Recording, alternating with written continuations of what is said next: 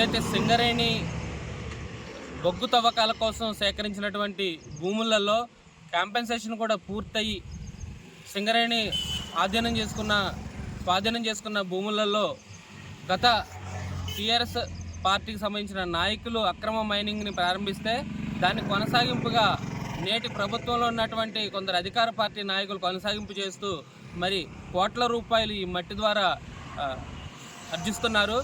స్థానికంగా ఉన్నటువంటి సింగరేణి అధికారులు తమ ఆధీనంలో ఉన్న భూముల్లో మైనింగ్ జరుగుతున్న, అక్రమ మట్టి తోలకాలు జరుగుతున్న కనీసం ఇటువైపు కన్నెత్తి కూడా చూడకపోవడం, మరి వారి పూర్తి సహాయ సహకారాలు ఉండడంతోనే అధికార పార్టీకి సంబంధించిన నాయకులు కొంతమంది ప్రోద్బలంతో ఈ మట్టి తవ్వకాలు జరుగుతున్నాయని చెప్పేసి తెలుస్తుంది.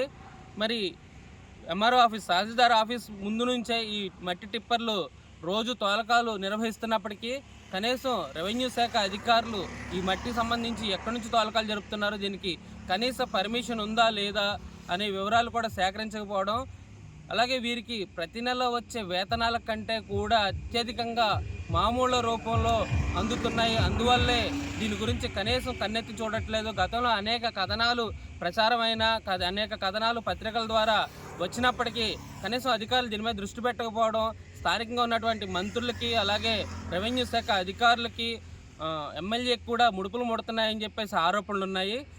మరి గత 2 రోజుల క్రితం ఇక్కడ ఇద్దరు పిల్లల్ని 30 అడుగులు లోతుగా పెట్టి మరి మట్టి తవ్విన గుంతల్లో పడి ఇద్దరు పిల్లలు బలి తీసుకున్న సంఘటన జరిగి 2 రోజులు 3 రోజులు గడవక ముందే మళ్ళీ మట్టి మాఫియా తవ్వకాలను ప్రారంభించింది. కేవలం అధికార పార్టీ నాయకుల అధికారుల అండదండలతో ఈ మట్టి అక్రమ రవాణా జరుగుతుంది. కోట్ల రూపాయలు ఆర్జిస్తూ ప్రజల ప్రాణాలను బలికొంటున్నారు. మరోవైపు ఈ మట్టిని తరలిస్తున్నటువంటి టిప్పర్లకి కనీసం రిజిస్ట్రేషన్ నెంబర్లు కూడా లేకపోవడం, మరి మితిమీరిన వేగంతో వారు ఈ మట్టిని తోలడం వల్ల యాక్సిడెంట్లు జరిగినప్పటికీ ఏదైనా ప్రమాదం జరిగినా కనీసం వారిని పట్టుకునే అవకాశం కూడా లేకుండా పోతుంది. మరి ఆర్టీఏ అధికారులు కనీసం ఈ నెంబర్ ప్లేట్లు లేకుండా తిరుగుతున్న వాహనాలపై ఎందుకు దృష్టి సారించట్లేదు? మరి వారికి కూడా ఈ అక్రమ మైనింగ్లో కొంత ముడుపులు ముడుతున్నాయి అనే అనుమానాలు ప్రజల్లో వ్యక్తమవుతాయి. మరి అదేవిధంగా ఈ జేసీబీ మిషన్లు కానివ్వండి, టిప్పర్లు తోలే డ్రైవర్లు కానివ్వండి చూస్తే కనీసం వారికి ప్రభుత్వం అందించే డ్రైవింగ్ లైసెన్స్ కూడా లేకపోవడం, మితిమీరిన వేగంతో వారు వాహనాలు నడపడం, ఇదంతా చూస్తుంటే ఆర్టీఏ అధికారుల నిర్లక్ష్యం క్లియర్గా కనిపిస్తుంది.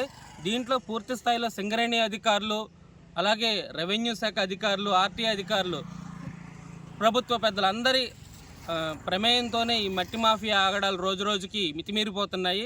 దీనిపై ఖచ్చితంగా చర్యలు తీసుకోవాలని, లేని పక్షంలో ఖచ్చితంగా భారతీయ జనతా పార్టీ తరఫున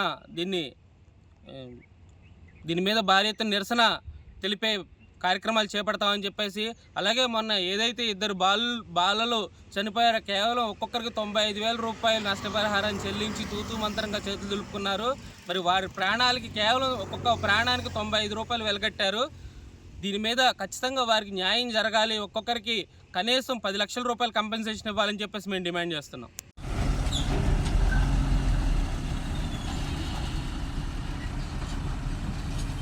నాకు అందరికీ క్యాలెండర్ టార్గెట్ ఒకటి ఇస్తే ఓకే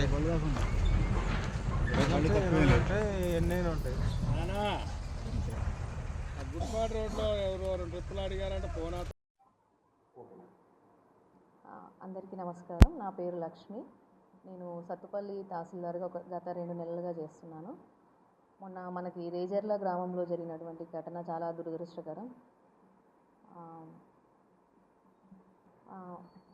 మొన్న రేజర్లలో ఇద్దరు చిన్నారులు నీటి గుంతలో పడి చనిపోవడం అనేది చాలా బాధాకరమైనటువంటి విషయం. ఇటువంటి మట్టి తవ్వకాలు అక్రమంగా జరగకుండా మా రెవెన్యూ డిపార్ట్మెంట్ తరఫున మేము ఖచ్చితంగా చర్యలు తీసుకుంటాము. ఎటువంటి త్రవ్వకాలైనా కానీ పర్మిషన్తోనే జరిగేలాగా చూస్తాం.